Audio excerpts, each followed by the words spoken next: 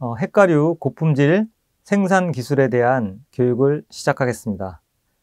오늘 교육 순서는 기상재해 발생 및 대책, 핵가류 고품질 생산 기술에 대하여 말씀드리겠습니다. 먼저 핵가류의 꽃과 역사를 살펴보겠습니다. 처음 보는 꽃이 매실꽃입니다. 매실부터 핵가류는 꽃이 피기 시작하는데, 매실꽃이 피면 다음에 살구꽃이 피고, 살구꽃이 피고 나서 자두꽃, 그 다음에 복숭아, 체리, 이렇게 순서대로 개화가 진행됩니다. 매실에 대한 우리나라가 재배되고 있는 역사를 잠깐 살펴보면은 거의 삼국시대 이전부터 재배가 됐는데, 문헌에는 고구려 대무신왕 때 매실이 재배됐다는 문헌이 나옵니다. 살구는 그 전 신석기 시대에 살구의 씨앗이 발견된 내용이 있습니다. 그래서 그 전부터 살구는 재배가 되었고, 자두하고 복숭아는 백제 온조왕 때 재배됐다는 기록이 있습니다. 최근에 핵가류 중에서 체리 재배가 점점 늘고 있는데, 체리는 1920년대에 일본에서 도입이 돼서 경주에 주산지가 형성되고 있습니다. 자두에 대한 얘기를 잠깐 드리면은, 고려시대 때 도성국사가 예언을 했습니다. 자두는 한자로 오얏 이자를 씁니다. 즉 오얏 이자 성을 가진 나라가 얼마 후에 생길 거다라는 예측을 했습니다. 그게 그래서 고려시대 때 자두나무를 심어서 계속 베어내는 그런 작업들을 했습니다. 혹시 올 조선시대를 대비해서 왕의 기운을 다스린다고 해서 자두나무를 심어서 베어내고 했다고 합니다. 기상재해 발생을 살펴보겠습니다. 최근에 이상기후로 인해서 각종 기상재해가 자주 빈번하게 발생합니다. 특히 핵가류에서는 문제가 되는 게 동해입니다. 동해는 실질적으로 올해 같은 경우도 1월 7일, 8, 9 연속으로 영하 20도 이하로 떨어졌습니다. 그래서 동해가 상당히 문제가 좀 될 것으로 예상이 됩니다. 동해뿐만 아니고 실질적으로 지난해는 약 54일 동안 기나긴 장마를 겪었습니다. 이 또한 장마도 사실상 기상재해로 볼 수가 있겠죠. 그 다음에 최근에 우박이라든지 지난해처럼 서리 피해, 이러한 태풍뿐만 아니고 다양한 기상재해가 계속해서 발생을 하고 있습니다. 우리가 핵가류를 재배하면서 이러한 기상재해에 대비해서 항상 영농을 준비를 해 주셔야 될 것 같습니다. 핵가류에서 이 내한성의 변화를 보면 가을철이 되면서 저온이 순화된다고 합니다. 저온이 순화된다는 것은 가을에 잎이 점점 순화되는 탄수화물 저장이라는 그런 순화 과정을 거쳐서 지금 1월 달에는 내재 휴면 시기를 거칩니다. 잠을 자는 시기죠. 이런 핵가류들은 대부분 마이너스 7.2도씨에서 약 1000시간의 온도를 거치면서 휴면을 겪게 됩니다. 휴면을 하고 나서 복숭아 꽃이 개화되기 전에는 순화를 탈피한다 해서 탈순화 과정을 거칩니다. 이러한 곡선은 우리가 겨울철 동해를 예방하기 위해서 내재 휴면, 즉 저온 순화 과정이 제대로 잘 준비가 되어야지만 저온에 강한 그런 나무들이 재배가 될 수가 있겠습니다. 과수 동해 발생을 보면 과종별로 보겠습니다. 일반적으로 사과는 마이너스 30에서 35도까지 강하지만은 우리가 재배하고 있는 복숭아, 이런 핵가류 중에서 복숭아는 마이너스 15도에서 20도씨, 약 온도에서 6시간만 지속되면은 20%의 동해가 발생됩니다. 올해 같은 경우에는 1월 7, 8, 9일 3일 연속 마이너스 20도 이하로 떨어졌으니까 동해에 발생할 수 있는 그런 여건의 온도가 되었습니다. 동해 피해 방향을 보면은 대부분 남쪽에서 남서쪽의 방향으로 대부분 집중됩니다. 이는 겨울에도 그 일조에 의해서 남쪽이나 남서쪽에 낮의 온도가 높아지고 야간의 온도가 낮아지면서 온도 차에 의해서 수피가 갈라지는 그러한 동해 피해가 발생된다고 볼 수가 있겠습니다. 동해 예방 및 대책입니다. 수피가 터진 것은 물이 오르기 전에 노끈이나 고무밴드로 묶어짐으로써 건조 방지를 할 수가 있겠습니다. 또한 봄철 건조 시기에는 관수를 철저히 실시를 하고 동해 피해 나무는 강전정을 해서 결실량을 감소를 시켜야 되겠습니다. 또한 냉기류가 정체되는 저지대는 방풍림을 설치를 하거나 수확 후에 철저한 재배 관리로 동해에 강한 나무를 재배하는 겁니다. 수확 후에 병해충 관리를 철저히 해셔서 도장지 정리라든지 하계 전장을 해서 저장 양분을 충분히 확보하게끔 준비를 해 주시기 바랍니다. 동해 우려 시에는 볏짚 등 원줄기를 피복해서 동해 피해를 경감시켜야겠습니다. 동해 예방을 보겠습니다. 가장 좋은 방법은 볏짚을 가지고 나무를 싸주는 겁니다. 주간부를 볏짚으로 싸주시고 볏짚을 구하시기가 어려울 경우에는 수성 페인트나 다른 신문지라든지 사료포대라든지 이러한 것들을 가지고 피복을 해주셔서 동해를 예방할 수가 있겠습니다. 볏짚 같은 경우에 피복을 한 다음에 바로 겨울이 지난 다음에 2월이라든지 동해 피해가 없다고 해서 바로 벗기지 마시고 볏짚을 바로 벗겨 놓으면은 지온이 상승이 안 됩니다. 지온 상승이 늦기 때문에 한쪽에 모아 두었다가 서리 피해가 지난 다음에 지온이 어느 정도 오른 다음에 볏짚을 전체적으로 펴주는 그렇게 하시는 게 도움이 되겠습니다. 최근에 상해 피해 또한 계속해서 발생합니다.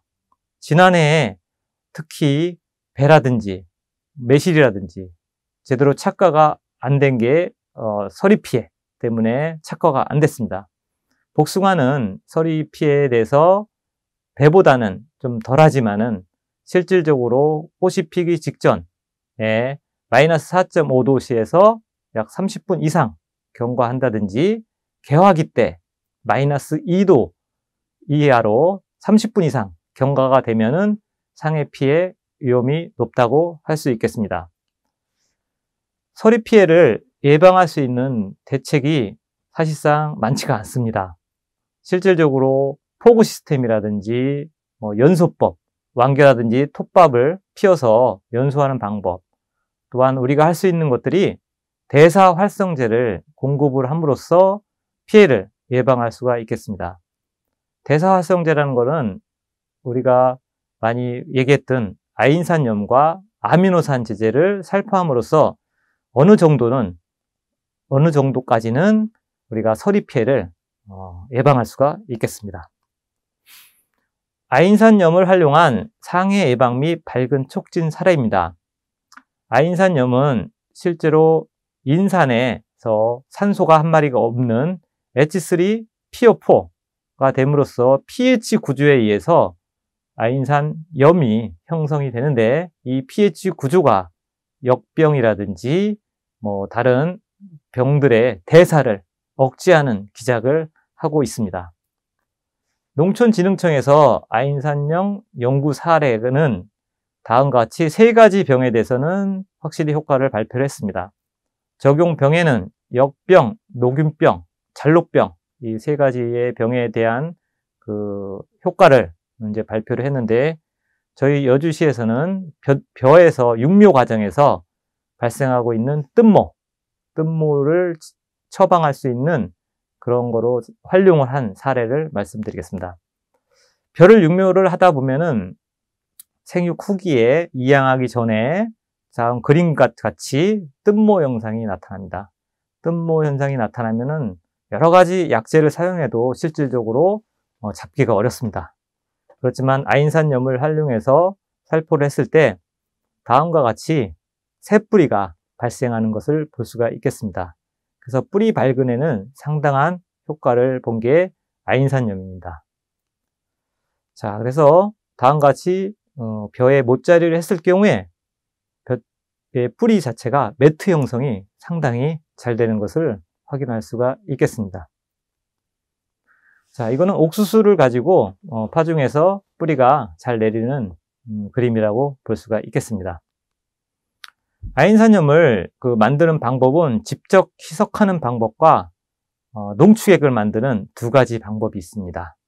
자, 다만 주의사항은 수산화칼륨이라든지 아인산이라든지 이러한 약재가 화공약품이기 때문에 강산과 강알칼리임으로써 꼭 장갑을 끼고 화상에 주의하시고 유독가스가 발생하기 때문에 마스크를 반드시 착용하고 야외에서 만드시면 되겠습니다. 물 한 말 기준으로 생육 초기에는 아인산 10g과 수산화칼륨 약 9g 정도를 넣는데 먼저 아인산을 넣고 잘 저은 다음에 두 번째로 수산화칼륨을 천천히 녹으시면 됩니다. 농축액 제조 방법을 살펴보겠습니다. 일단은 물 15리터 정도를 채우고 아인산 2kg를 넣습니다. 아인산은 2kg를 넣고 녹인 다음에 수산화칼륨은 1.8kg를 천천히 넣어서 만듭니다. 마지막으로 물을 20리터 채우면은 아인산염 농축액이 완성이 됩니다. 아인산염 농축액을 살포하실 때는 다음과 같은 방법으로 옆면 살포를 하시면 되겠습니다. 옆면 살포일 경우에 물 20리터 기준으로 생육 초기에는 100ml를 넣으시고요. 생육 중기부터는 200ml를 넣어서 살포하시면 되겠습니다. 뿌리 발근을 위해서는 토양 관주를 사용하셔도 괜찮습니다. 토양 관주는 생육 초기에 500리터에 약 1.25리터, 생육 중기에는 500리터에 2.5리터를 사용해서 관주를 해주시면 되겠습니다. 아까처럼 벼에서 옥수수에서 뿌리 발근에 상당한 효과를 보셨듯이 과수에서도 마찬가지로 뿌리가 발생하는 시기가 봄철에 뿌리가 발근하는 4, 5월이라든지 가을철에 뿌리가 발생하는 9월, 10월달 이때 관주를 하시면 뿌리 발근에 상당한 도움이 되겠습니다. 햇가류 토양 물리성 개선 및 예정지 관리입니다. 일반적으로 장점은 토양 환경 개선을 통해서 고품질의 과실이 생산이 가능합니다. 그러면 예정지 관리는 실질적으로 평탄 작업, 퇴비, 비료, 석회 시용으로 해서 토양의 화학성을 개량을 한 다음에 두 번째로 유공간 설치를 통해서 배수를 개선합니다. 세 번째로는 수단가스 등 화분가 작물을 재배를 하고 묘목을 마지막으로 재식을 하게끔 되어 있습니다. 햇가류에서 가장 습해에 약한 거기 때문에 배수에 가장 신경을 써야 됩니다. 과수 중에서 특히 햇가류는 모든 배수가 잘 안 되는 곳에서 생리장애라든지 동해라든지 여러 가지 피해가 나오기 때문에 유공간을 묻는 배수 작업이 필수적이라고 할 수가 있겠습니다. 두 번째로 배수 개선 방법을 살펴보면은 일반적으로 이미 과수원에 나무가 심어져 있으면은 유공간 설치가 어려울 경우에는 초생 재배를 통해서 배수 개선을 유지합니다. 호밀 등 녹비 작물들을 재배했을 경우에 호밀 같은 경우에 뿌리가 약 1m, 지하로 1m까지 내려가기 때문에 호밀 뿌리에 의한 배수 개선이 가능하겠고요. 또한 유기물 투입 진동 파쇄기가 있습니다. 그 기계를 통해서 유기물 투입을 하면서 심토를 개선하는 그런 방법들이 있겠고, 굴삭기를 이용해서 배수를 개선하는 방법들이 있겠습니다. 이러한 다양한 배수 개선 방법들을 활용하셔서 배수가 문제되는 과원에서는 철저하게 배수 개선을 해 주시기 바랍니다. 배수 개선이 안 되었을 경우에는 당연히 뿌리 발육이 불량하겠죠. 불량한 원인들은 과다 착과를 시켜서 뿌리가 불량하기도 하지만은 뿌리 환경 자체가 과습하거나 건조, 비료가 다양시비 되든지 미숙 퇴비를 사용했을 때는 뿌리 발육이 불량하게 됩니다. 고품질의 과일을 생산하기 위해서는 가장 중요한 것이 일조량 관리입니다. 일조량은 그림에서 보듯이 뿌리에서 흡수한 물을 가지고 공기 중에 이산화탄소와 함께 햇빛을 보면서 포도당을 만드는 그러한 과정입니다. 자, 그러면은 이렇게 일조량을 가장 잘 받게끔 유지하는 것, 즉 전정을 한다든지 여러 가지 관리를 하는 것, 이런 부분들이 고품질의 과일을 생산하기 위한 가장 기본 조건이라고 할 수가 있겠습니다. 일조량 관리를 위해서는 처음부터 개원할 때 남북 방향으로 개원을 하면은 상당히 도움이 됩니다. 그 다음 제식거리는 실질적으로 좀 7m에서 7m 이렇게 해서 좀 넓게 개원을 하는 게 상당히 좋겠고요. 최소한 6m 곱하기 6m 이상으로 제식을 하셔야지만 일조량 관리하는데 도움이 되겠고요. 최근에 문제가 되는 게 밀식을 많이 했기 때문에 밀식된 과원은 감벌을 한다든지 축벌을 한다든지 그렇게 해서 관리를 하셔서 최소한 전정을 끝냈을 때는 나무와 나무 사이의 간격이 1m 이상이 되어야 하겠다는 그런 생각으로 감벌 및 축벌을 실시를 해 주시기 바랍니다. 전정을 할 때는 큰 가지는 적고 결가지는 많게 하는 그런 전정법으로 일조 관리를 유지를 해 주시기 바랍니다.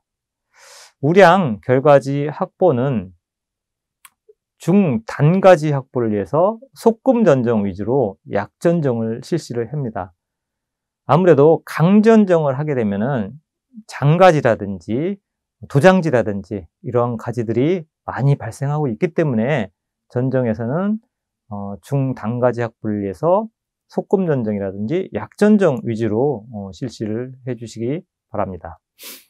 우량 결가지 이용 사례는 그림과 측처럼 보시면 되겠습니다. 복숭아의 적정 착과수를 보면은 조생종인 경우에 대부분 그 잎수가 한 과일당 필요한 잎수가 20개에서 30개의 잎이 필요합니다. 그래서 300평당 주당 착과수를 약 500에서 600개로 보시면 되겠고요. 중생종 한 개의 과일을 키우기 위해서는 잎수가 25개에서 35개의 잎이 필요하고요. 300평당 433개에서 553개 정도의 그 과가 필요합니다. 만생종인 경우에는 잎수가 한 과일을 키우는데 30개에서 40개의 잎이 필요한 것을 기준으로 해서 적정하게 착과를 시키면 되겠습니다. 결과지별 착과량의 기준입니다.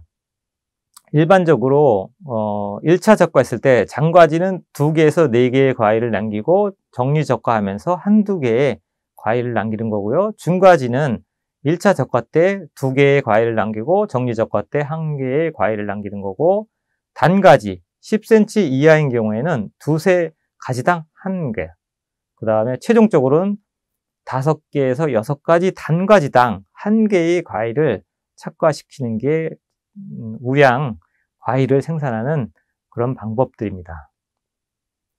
자, 결과지별 과실 품질은 당연히 그 단가지에서 가장 좋은 당도 약 11.1브릭스가 나오고 과실 크기도 가장 양호하게 나왔습니다. 따라서 단가지나 중가지에서 과일의 품질이 가장 좋기 때문에 이러한 단가지, 중가지 위주로 결가지가 많이 형성될 수 있도록 전정 관리를 신경 써 주셔야 되겠습니다. 나무를 살펴보면은, 자, 우측에 있는 나무들은 주지의 끝이 세력이 아주 좋죠. 그리고 반대로 좌측에 있는 나무는 주지 끝이 주저앉았습니다. 좌측처럼 주지 끝이 내려앉은 경우에는 당연히 중간 부위에 도장성인 도장지들이 많이 발생하기 때문에 과일의 품질도 문제가 됩니다. 따라서 우측에 주지 끝이 세력이 항상 좋게 유지가 되게 나무를 관리를 해주시면 도장지 발생도 적고 중가지, 단가지의 발생이 많게끔 되겠습니다. 이러한 고품질의 과일들이 생산하기 위해서 지금 최근에 많이 추천되고 있는 수형이 2본 주지 자연 개심형입니다.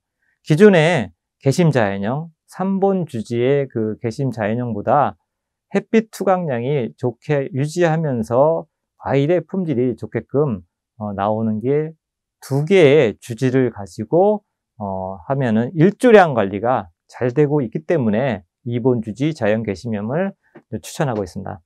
그림처럼 이렇게 2본 주지 자연 개심형이 형성이 되면은 일조량 관리가 상당히 관리하기가 편리하기 때문에 품질 좋은 복숭아가 많이 생산이 됩니다. 측면도와 평면도를 보시면은 다음과 같습니다. 기존의 매실이라든지 자두라든지 다른 핵과류들은 대부분 복숭아도 그렇고 이렇게 예전에는 3본 주지 개심 자연형으로 대부분 수형을 잡았습니다. 그렇지만 앞에서 소개한 것처럼 2본 주지로 유지가 될 경우에는 품질이 양호한 과일들이 생산이 됩니다. 최근 복숭아 재배 문제점을 살펴보면은 봄철에 저온으로 인한 피해가 상당히 많이 발생하고 있고, 또한 고온 및 강한 일사로 인해서 내부가 갈변되는 문제점들이 발생하고 있습니다. 특히 7월에 일조량을 살펴봤을 때 이상 편숙 증상이라는 그러한 물음과가 상당히 많이 발생되는데, 이러한 것들을 원인을 찾아보면은 7월에 일조량 합이 160시간 이상이 되면은 발생하는 거로 예상이 됩니다. 따라서 일조량이 160시간 이상이 될 경우에는 내부 갈변이 되지 않도록 신경을 써 주셔야 되겠습니다. 폭염기가 오고 이렇게 일조량이 많을 때는 상당히 과일에도 문제가 발생을 합니다. 특히 밤온도가 높을 경우에는 광합성의 한 양보다 밤에 호흡하는 양 자체가 많아지다 보면은 과실에 에틸렌이 발생이 됩니다. 에틸렌 또한 발생이 되면은 저장성 또한 약해지면서 문제가 발생이 됩니다. 고온기에는 최대한 야간 온도를 낮추는 게 상당히 중요합니다. 따라서 야간 온도를 낮추기 위해서는 저녁 시간에 관수를 해줌으로써 야간 온도를 낮출 수가 있겠습니다. 그래서 열대야가 지속된다고 예보가 되면은 저녁 시간에 추가로 관수를 해주시고 토양 수분이 증발되지 않게끔 지온이 상승이 억제되게끔 피복을 해주시면 되겠고, 또한 저비용 고효율 킬레이트 칼슘제를 옆면 살포를 일주일에 한 번씩 해주시면은 상당히 효과를 볼 수가 있겠습니다. 이 시기에 칼슘제를 사용을 해주시면은 저장성이 증대되는데 상당한 효과가 있습니다. 칼슘은 우리 집 건물에 시멘트와 같은 역할을 합니다. 시멘트 집에 튼튼하게 역할을 하듯이 고온기가 되면은 호흡량이 많아지기 때문에 이러한 칼슘이 다 소모가 되기 때문에 저장성이 약해지고 내부가 갈변되는 그러한 문제점이 있기 때문에 이러한 고온기 때는 식용염화칼슘을 이용해서 미생물 활성수에 미리 녹여서 붕산과 함께 킬레이트 칼슘제를 사전에 만듭니다. 이걸 가지고 일주일 간격으로 살포를 하면은 그림에서 보시다시피 이 칼슘이 옥살산을 잡아줍니다. 자, 고온기가 되고 하면은 이 옥살산이 자연적으로 생성이 되면서 저장성이 약해지는데 칼슘제가 들어가면은 옥살산을 칼슘이 잡아줍니다. 그래서 저장성이 강해지게 되겠습니다. 그래서 앞으로 고온기가 지속된다 하면은 이런 식용염화 칼슘을 이용해서 우리가 보급하고 있는 활성수에 사전에 녹여서 붕산까지 같이 함께 주시면은 칼슘이 이동이 잘 안 되지만은 붕산과 함께 녹여준다면은 칼슘의 흡수율을 높여서 고품질의 과일을 생산할 수 있겠습니다. 자, 과실 생산의 출발점은 수확 후부터 관리합니다. 우리가 과일을 보통 그 생산이 끝나면은 농사가 끝났다 하지만은 일반적으로 핵과류들은 보통 내년도 꽃눈이 7월부터 만들어지기 시작합니다. 7월부터 꽃눈이 생산이 되는데 8월, 9월을 거치면서 대부분 11월이 되면은 꽃잎, 암술, 수술, 꽃받침까지 모두가 만들어집니다. 그래서 실질적으로 우리가 수확을 9월에 끝났다 하더라도 내년도 꽃눈이 계속해서 10월, 11월에 꽃눈이 만들어지고 있기 때문에 겨울철, 가을철에 관리를 어떻게 하느냐에 따라서 내년도에 농사가 좌우가 됩니다. 그래서 실질적으로 수확 후에 저장 양분이 축적이 잘 되게끔 관리하는 게 내년도 농사를 준비하는 가장 중요한 관리라고 할 수가 있겠습니다. 수확 후에 잎을 낙엽이 지기 전까지 관리를 깨끗하게 얼만큼 잘하느냐에 따라서 꽃눈의 분화가 충실히 이루어집니다. 그래서 수확이 끝났을 때 가을 감사비료를 주고 병해충이 심했을 때는 병해충 방지를 해주면서 가을에 이러한 관리들을 가을 전정과 함께 해주신다면 저장 양분이 상당히 잘 축적이 돼서 내년도에 꽃눈들이 상당히 좋아지게 됩니다. 저장 양분의 중요성은 수확 후부터 실질적으로 얼마만큼의 그 저장 양분이 많이 축적되어 있냐에 따라서 내년도에 겨울에 추위를 견디는 힘, 이것도 역시 저장 양분에 의해서 좌우가 됩니다.